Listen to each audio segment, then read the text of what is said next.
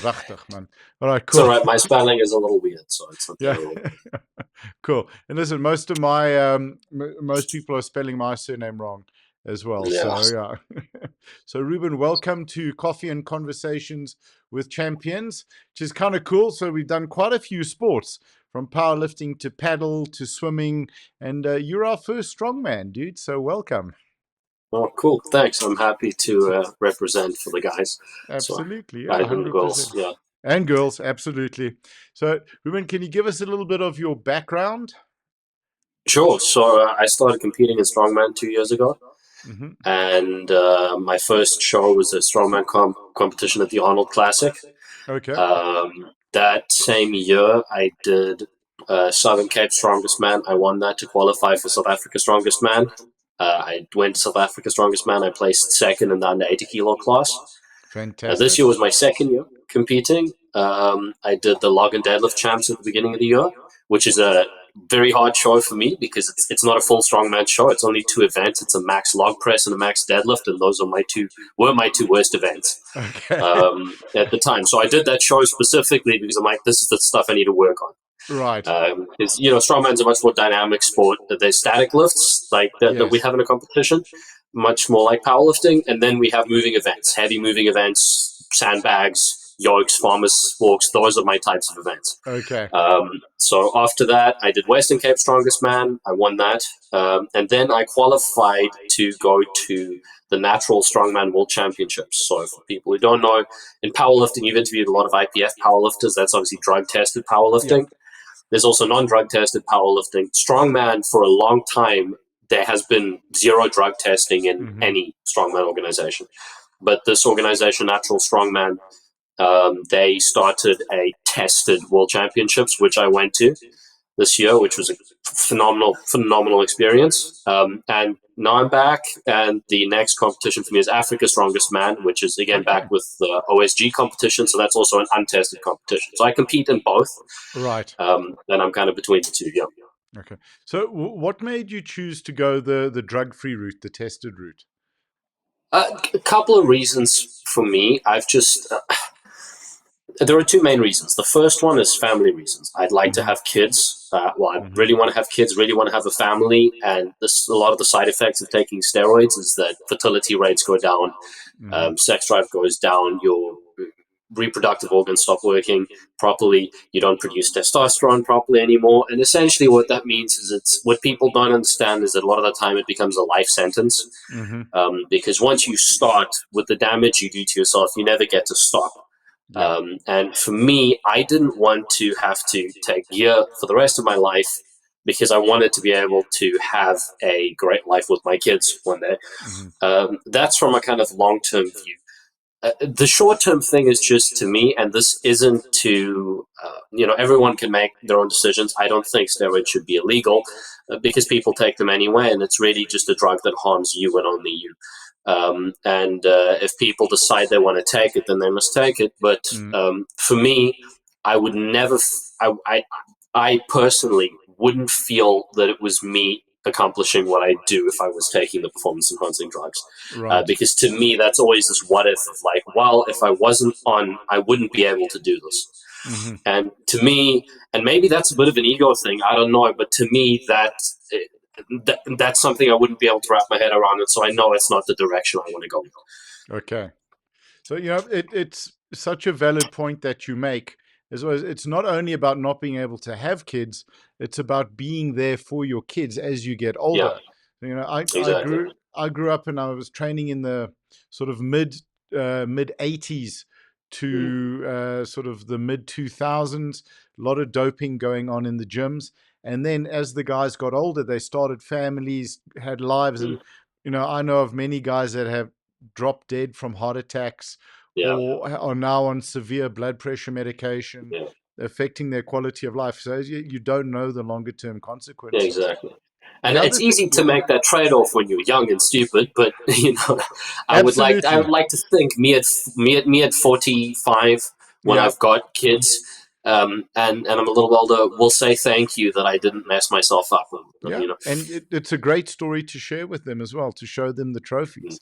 Yeah, I think Yeah. something else just on the drug-free side, you really then have to be serious about your recovery and committing to Oh your yeah. full lifestyle. When you're Yeah. doping, you can get away with a lot more.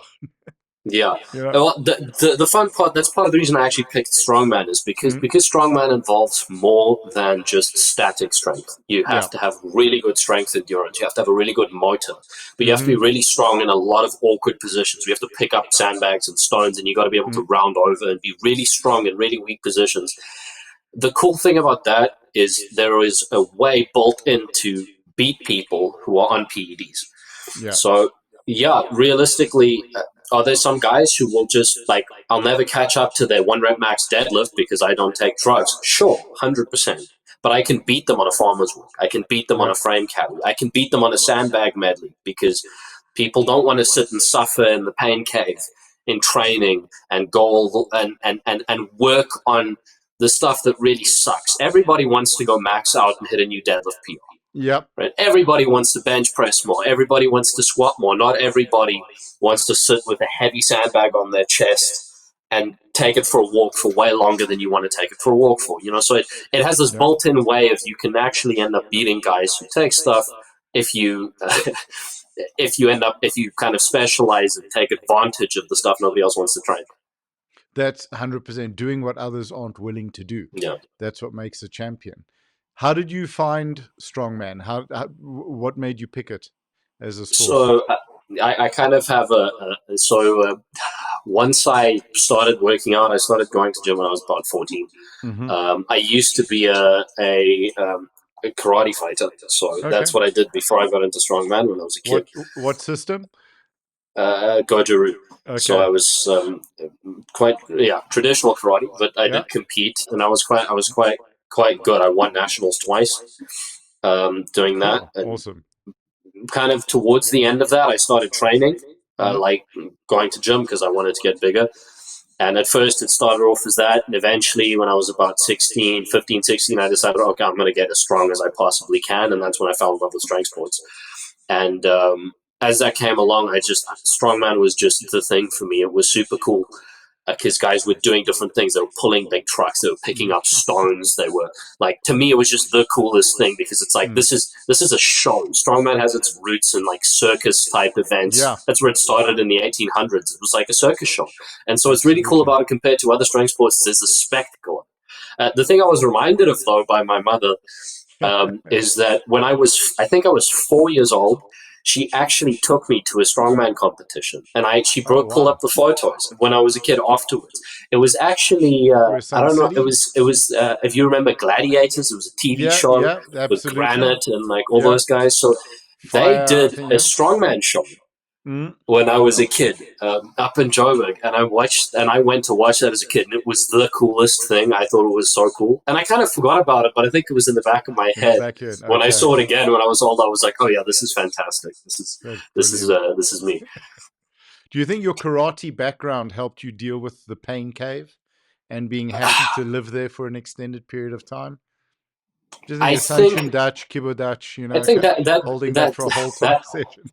that's a part of it, but I think the Yeah. biggest thing about it is just in martial arts, there's no not doing. Mm. Strongman, powerlifting, all of these sports are you go train on your own time by yourself. Yeah. There's no belt system. There's no Mm-hmm. the rank system you have is what your total is on competition day in powerlifting or where you score at the competition. But you don't go to a dojo where you get given your white belt and you get told, okay, now you do 10,000 reps. And then you get Yeah. your yellow belt. There's no Yeah. in karate when you go to class. It's like there's no this is how my body feels, how I feel, what I think I should do today. It's mandated and that's what you do, and if you don't Mm-hmm. do it you can leave. Yeah. There's no option. So for me the biggest thing it gave me is just when I write something in my program, that's what I do. And sure, there are boundary lines of like Mm. sometimes I know my body needs to pull back a little bit, sometimes it needs more, but you don't skip out on the stuff that sucks just because you don't want to do it. Mm-hmm. Right, you have to build Yeah. on the weaknesses. You don't get Yeah. to I treat it like it's a I love every second of it. The gym is the favorite part of my day, but I treat it like it's a day job. Mm-hmm. I treat it like I'm doing 100%. manual labor and there's a construction site. That's how I treat it. So such a great point on that, because where the biggest shortfall I've seen with people who want to be athletes Mm, that are training on their own, they mm, only focus on what they enjoy, what they're good at, exactly. and what Yeah. makes them feel good, or Mm, also mm, looks mm. good in the gym, right? So Yeah. you need, Yeah. I think that's why coaches exist, because you need someone to hold your hand, Exactly. but it takes a special athlete to be able to do that on their own. And I suppose you've made your training manual, your book, your Yeah. coach, right? You put it in there, and then you go from being the coach to Exactly. being the athlete. Yeah, That's what you do.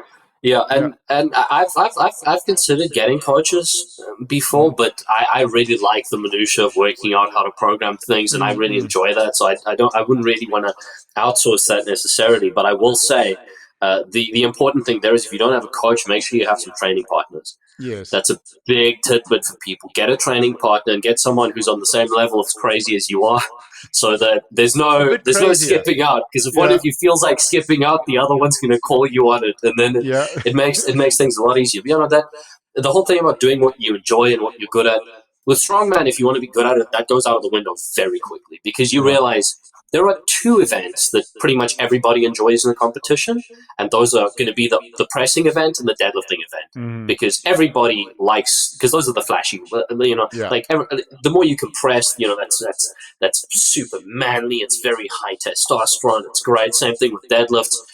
Nobody, unless you happen to be the one guy that trains the hell out of it, Mm, likes doing a sandbag run yeah. because you want to vomit and like your legs are dying the whole time and you can't breathe and it's not fun. But if you want to be good, you have to do that. Mm, And I know a lot of the guys in the space who are very good.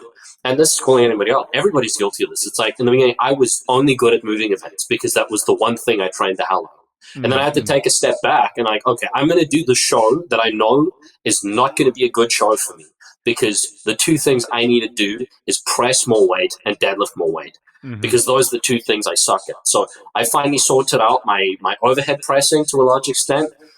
I've done more than 120 kilo log press now, which is quite competitive in my class.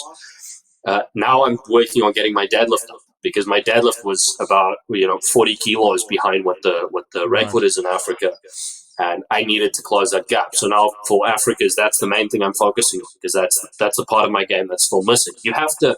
You can double down your strengths as much as you want, but it's not going to help you. If you already know you win those events, you don't get Mhm. any extra points in strongman for winning them by any more than the 1 kilo you have to beat second place by.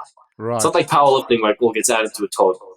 So Yeah. you got to double down on your weaknesses and not your strengths and make sure that you up those as much as possible.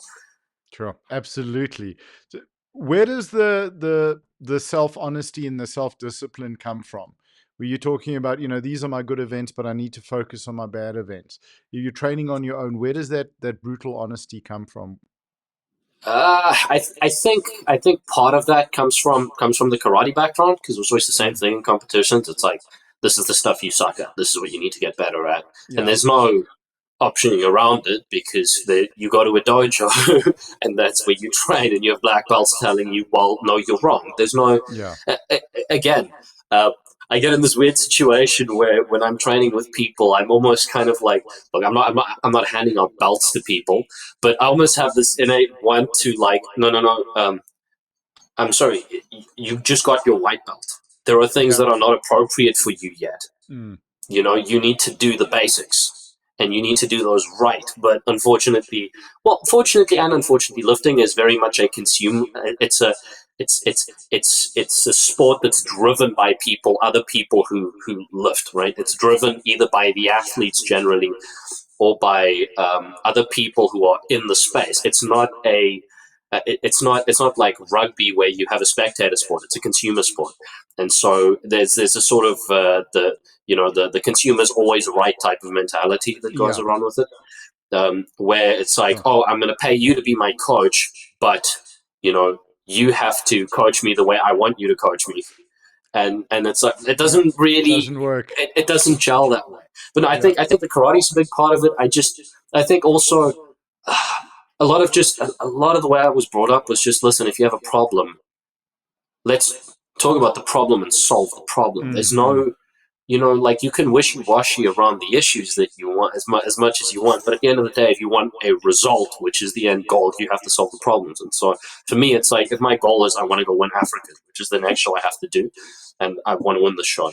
It's like, what are the things, where can I lose points? It doesn't help I go, oh, it's going to be great. I'm going to win the farmer's walk.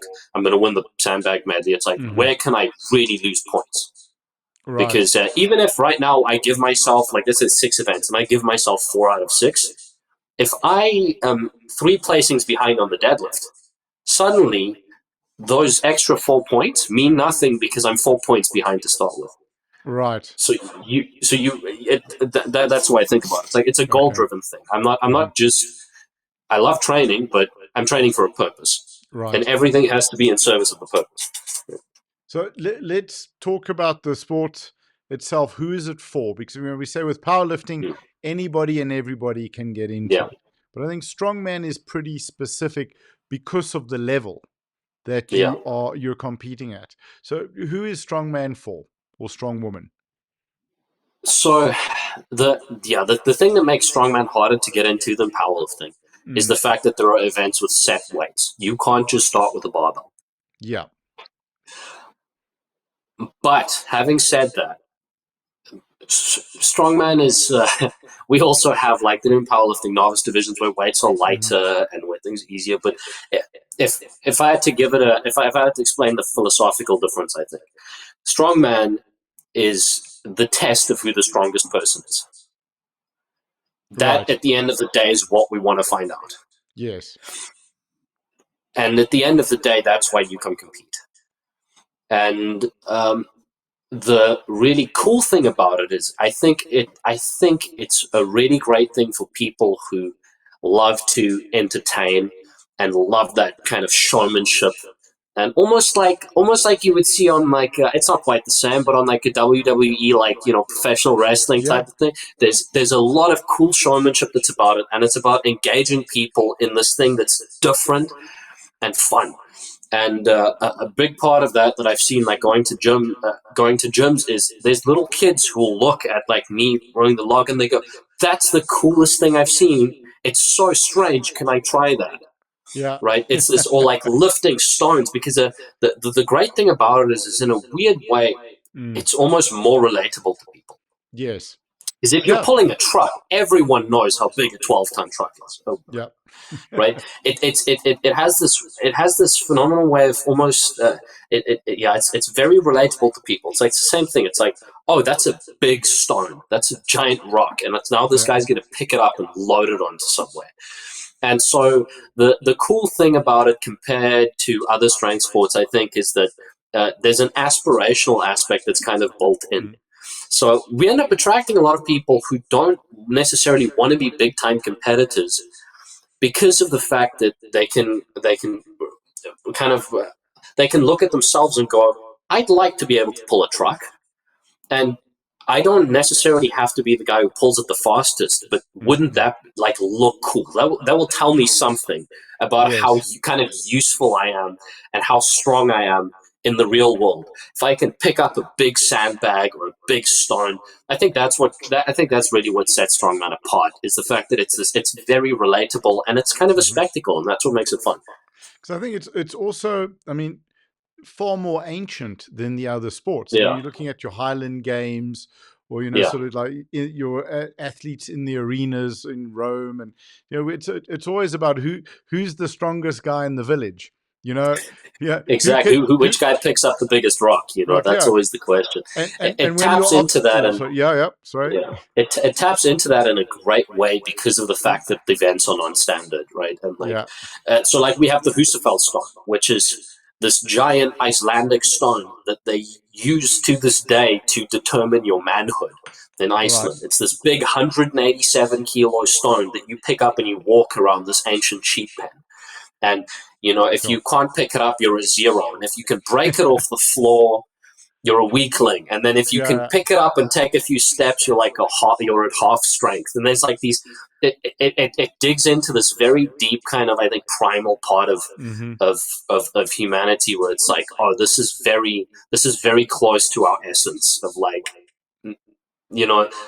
I pick up big rock, and it sounds dumb like that, but I think that's part of what makes it fun. I Yes. think that really is part of what makes it fun. It's not pretty, and that's good. It's like, powerlifting is a sport, like, and all respect to what they do. I'm not saying it's a Mm, very difficult sport. The standard is super high for the IPF powerlifters, but powerlifting tries to look pretty.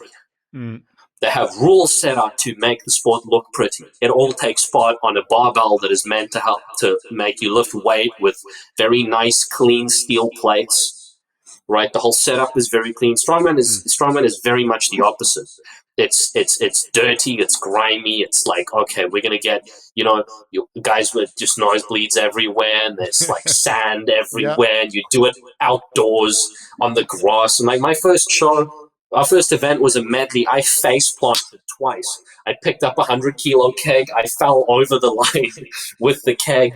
It's not pretty, but that's part of what makes people root for you when you do it, right? Mm, It's mm. the cool part. Absolutely.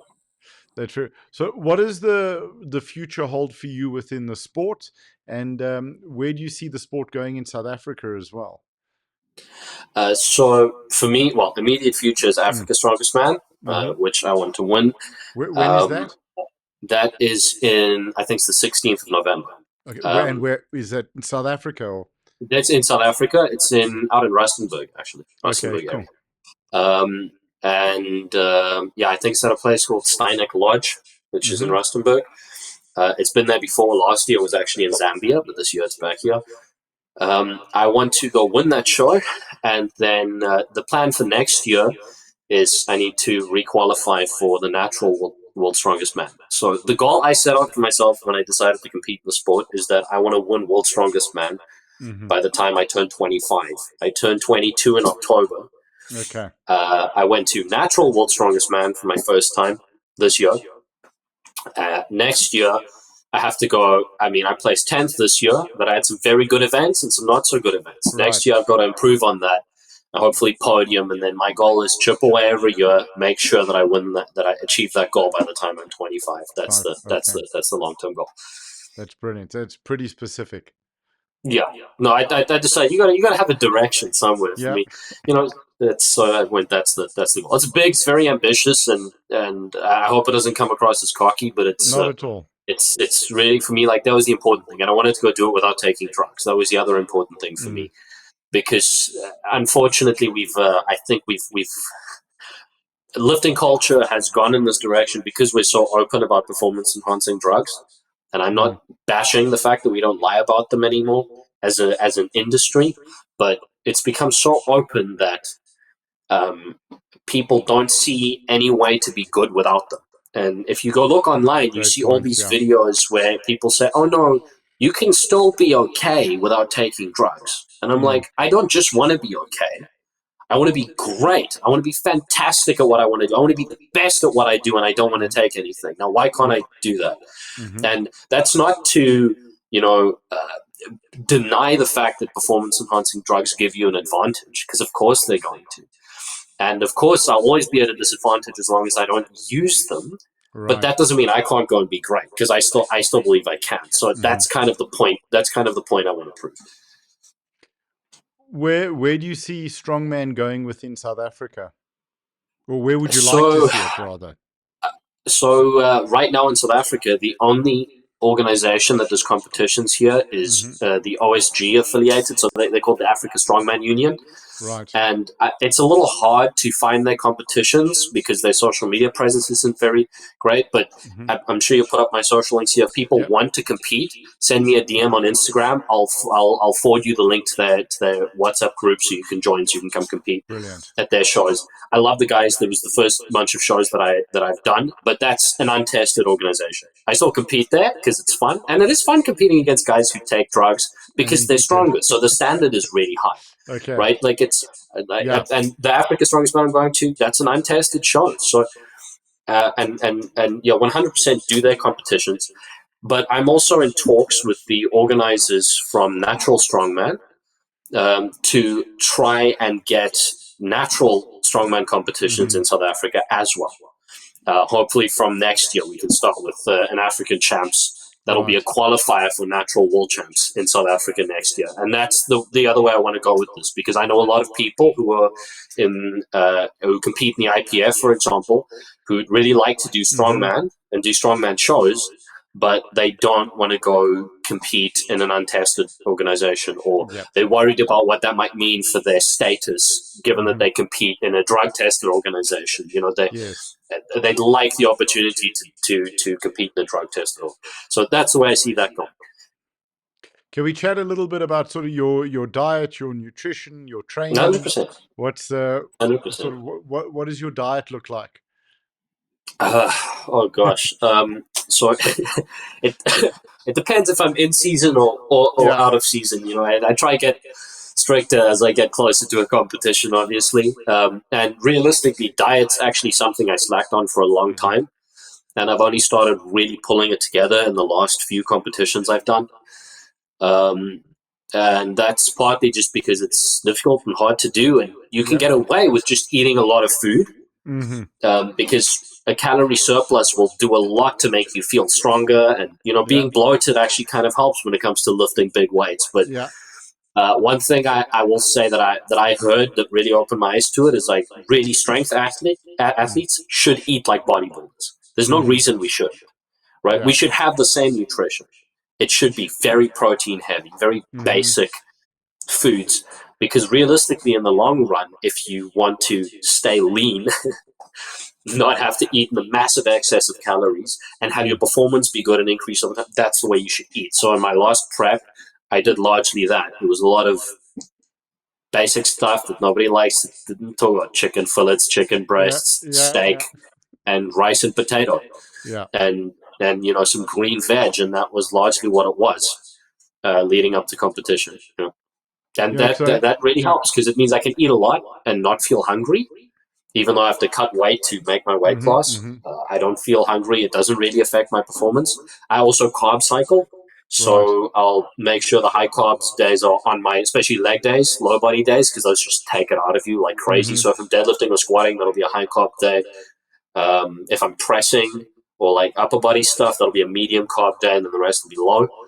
But that's the basics of just basic good food everybody likes. And Yeah. don't be scared of, like, I don't know why, but nobody drinks milk anymore these days. No, you'll Milk go. is Yeah. like milk's the most anabolic thing that isn't PEDs. Yeah. Right? It's a magical 100%. beat. There's a reason GoMad used to be the Oh, protocol I for was gonna. gaining weight Yeah. back in the day. That's it. Yeah. I was gonna say go Right? mad or go, that's a gallon of It, milk a it, it day. was Yeah. it's an Yeah. amazing piece, especially if you're on a bit of a budget and you need to gain a bunch of Yeah. weight.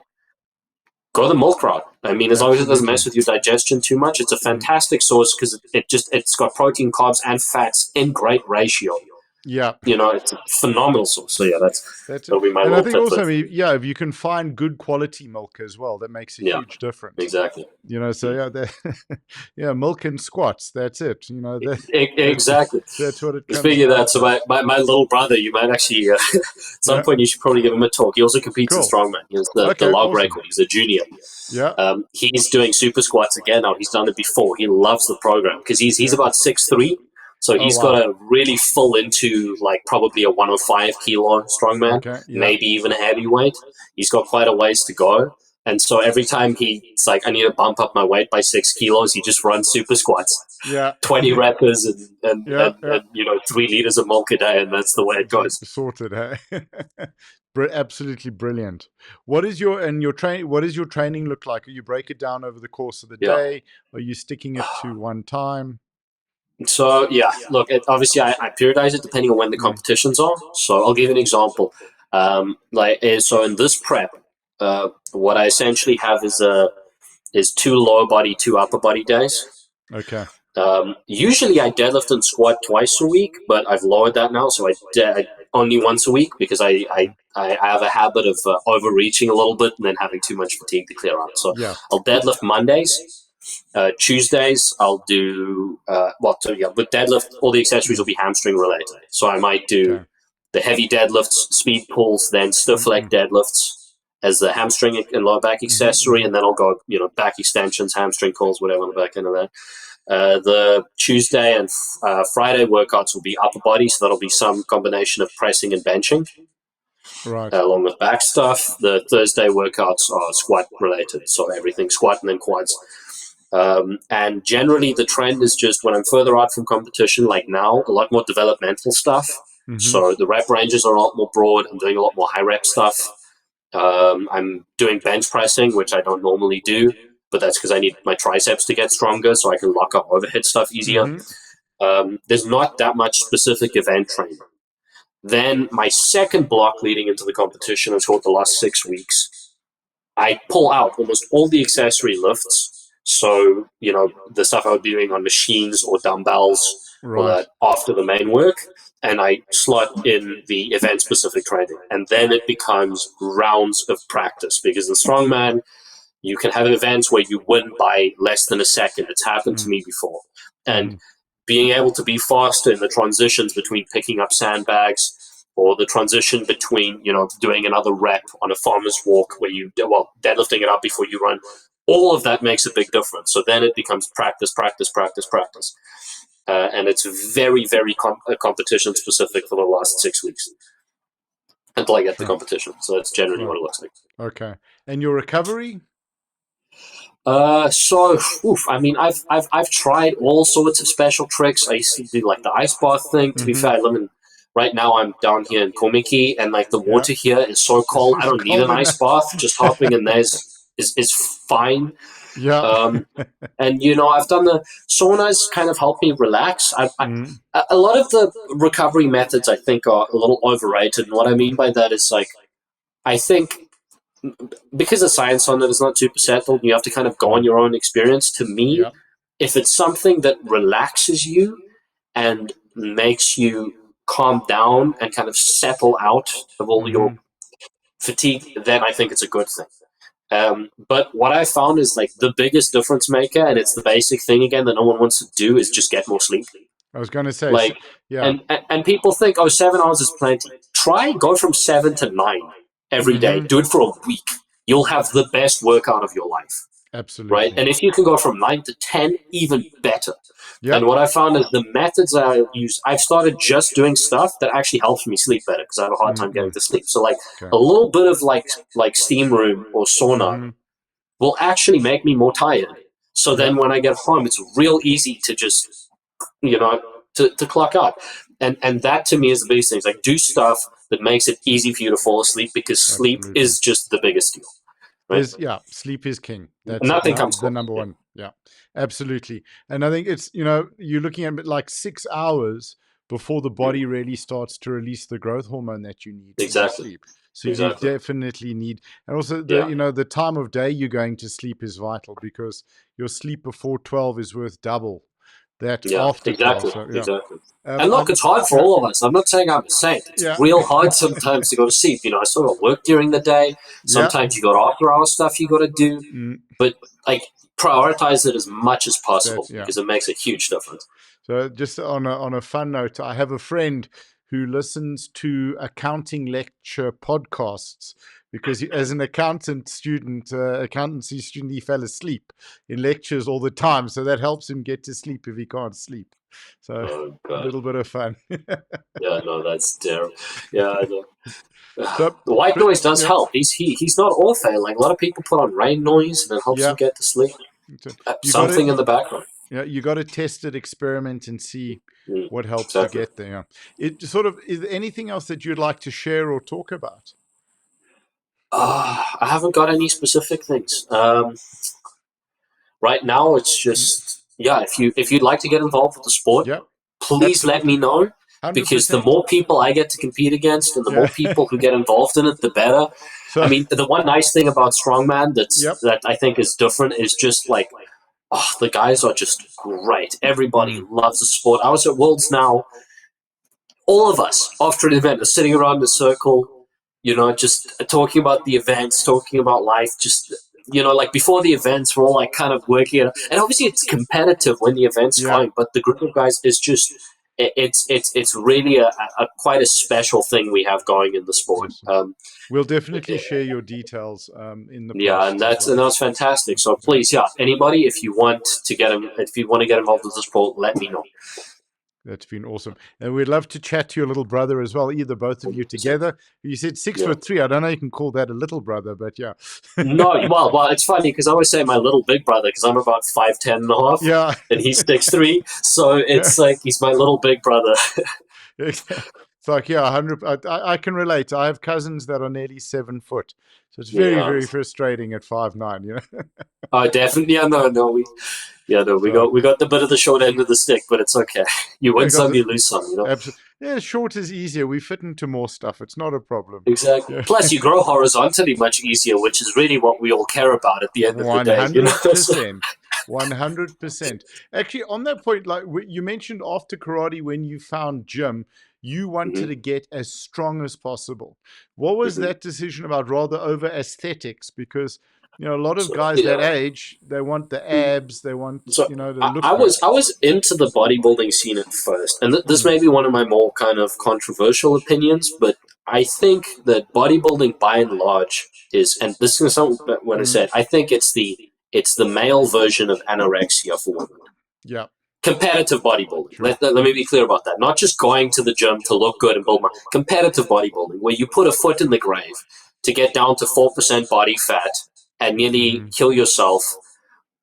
And it's only in the camps of people who engage in it that people think that looks good and is good. If you show a regular person a picture of an IFBB pro bodybuilder, they go, "What on earth is that?" Yeah. And that's not because regular people are wrong. The only reason we see it differently is because we are wrapped in this fitness bubble that exposes us to this all the time. Right. So I found this out because I started off in the Mm, kind of aesthetic sphere of like wanting to gain muscle, and I wanted to do a bodybuilding shot, and then I started doing a cut. And at some point, when you get below a certain body fat level, and nobody told me this before it happened, your hormones drop, yeah. and suddenly I'm a 15-year-old kid with no libido. Like, when do you hear about that happening? That Mm, doesn't mm, happen to 15-year-old boys. Like, you don't suddenly not have sex drive as a 50. Like, and I got to that point, and I was like, because I started because I was getting bullied in school, right? Same story as everybody else. mm-hmm, And most bodybuilders I know, it's developed out of a dysfunction because of mm-hmm, childhood trauma. It's not a healthy discipline. mm, And so I have a lot of respect for that. I still think it's the hardest sport out of any. Like, it is by far the toughest thing. It's tougher than strongman. It's tougher than powerlifting. It's tougher than mm, mm. CrossFit, purely because of the diet. Yeah, it's Um, 24/7. and Mm, it's a job. So yeah. tremendous respect from that perspective. But once I got to that point, I went, I need to fix whatever in me broke as a kid, Mm-hmm, so that I can actually do something that. And look, I'm not saying strongman's perfectly healthy. I take health risks all the time, going and competing when I'm injured, when I'm not injured. So, but the difference is at the end of the day, getting stronger is a constructive process. yes, absolutely. And I changed my mind after this incident. I decided, you know what I'm going to do? I'm going to completely change focus. I'm going Mm-hmm, to gain a bunch of weight so I can and I'm going to focus on numbers at the gym. That's all I'm going to think about how much can I squat, bench, deadlift, and overhead mm-mm, press, and I'm going to do that for a year. And I did it for a year. And all the body dysmorphia that I had as a kid disappeared, mm-hmm. because suddenly my Brilliant. sense of self-worth stopped coming from what I saw in the mirror and started coming from objective things I could control, like my Mm-hmm. output. Right? Right. And that perspective change was like completely changed my life around, and it made me fall in love with getting stronger and getting better, instead of the self denigrating process where it's like, Mm, oh no, you don't look good enough, you're not lean enough, you're not big enough. It's this insanely destructive process, because yeah. most of those things you also can't really change. And I mean, yeah, that's it. Sorry to carry on. no, no Oh, problem, no okay. problem. You, strength is progression that you can track, right? You can Yeah, see yeah, you're lifting more, but you can never be thin enough because it's objective and it's exactly. psychological. And Yeah, when yeah, there's yeah, body dysmorphia, you can never be thin enough. And it's about yeah, loving your body for what it can do, not what it yeah, looks like. You exactly. know, you know that. And guess what? Now Mm, I look way better than I did when I was 15 anyway. So, yeah, there like, you go. you know, because And at some point, you can reintegrate some of the hypertrophy stuff, like I do now. yeah, Now it's like I'm in a block, the volume's real high. I do a mm, lot of bodybuilding type stuff, a lot of what I call them pain sets because of yeah, strongman, but a lot of high intensity techniques. You know, doing drop sets, doing really stretching out, like stuff bodybuilders do training wise and diet wise. But now it's done from a completely different angle, and I just yeah. think it's a better way to do things, A, honestly. a positive building angle, not a negative Yeah, breaking down angle. exactly, That's it. exactly. I think you spoke about bodybuilders stepping onto stage at competition time. That's the closest to death they'll be. Mm-hmm. That's competition. Yeah, Like you are weak, yeah, you are fit. I've chatted to a couple of sort of top end physique photographers, and when they mm, do these shoots for magazines, they say the guys can't curl a 7.5 kilogram dumbbell because they're so dehydrated, they're so yeah. broken down for strength wise. It's funny you mentioned with your shift. Mine happened when training quite hard in martial arts, wanting to get Mhm. super lean because I was, and I got to a point where I couldn't press a 20 kilogram sandbag overhead. Oh gosh, yeah. And I was like, That's when nope, you know. this is not for me.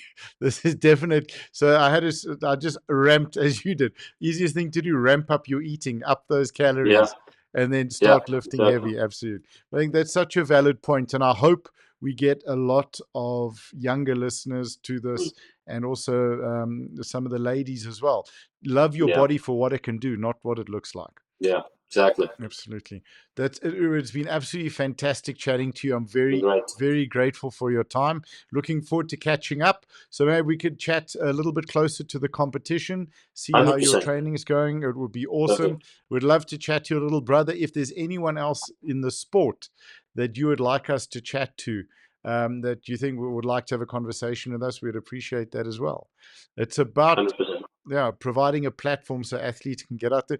And we kudos to your mom. She was hitting me a lot of pressure. Let's go. He's on. He's Yeah. on. So that's why Yeah, I leave the marketing to her, man. She did an yeah, excellent job, bro. yeah. Right? She's a bully. I was in a newspaper. The World Championships was in Galway, Ireland. I Yeah, was in the Galway newspaper. yeah. None of the Absolutely. Irish competitors were in the Galway newspaper. I was in the Galway newspaper. So No, it's like, I love gotta, my mom to bits. Eh? That's what she does best. there, So, gotta give that to your mom now. There we go. no, no, Absolutely brilliant. Awesome, dude. Thank you so much okay. for your time. We'll look Thank you forward too. to chatting, and then we'll share your details on social. I'm just going to end Perfect. the recording, and then I'll say goodbye. Yeah, cool. Cool. Perfect.